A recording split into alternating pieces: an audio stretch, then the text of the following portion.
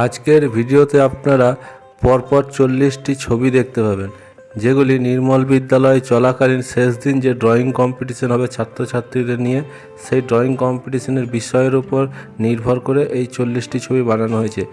আসুন দেখা যাক নির্মল বিদ্যালয় সপ্তাহে বসে আঁকো প্রতিযোগিতার বিষয়গুলি কী দেওয়া হয়েছে। 4টি বিভাগে ভাগ করা হয়েছে। ক বিভাগ হচ্ছে প্রথম ও দ্বিতীয় শ্রেণী নিয়ে, তাদের বিষয় হচ্ছে হাতটি ধোবো যত্ন করে, রোগ জীবাণু যাবে দূরে।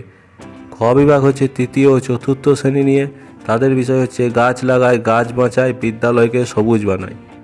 গ বিভাগ হচ্ছে পঞ্চম, ষষ্ঠ ও সপ্তম শ্রেণী নিয়ে, বিষয় হচ্ছে জল যদি হয় নিরাপদ, থাকবে না কোনো রোগের বিপদ। ঘ বিভাগ হচ্ছে অষ্টম, নবম ও দশম শ্রেণী নিয়ে, তাদের বিষয় হচ্ছে বর্জ্যগুলি নিয়ম মেনে ফেলো সবাই ডাস্টবিনে। প্রথমে আমরা ক্লাস 1 ও 2 এর বিষয় যেটি আছে হাত ধোয়ার ব্যাপারে, সেই বিষয়ে কী কী ছবি আঁকা যায় সেইগুলো দেখব।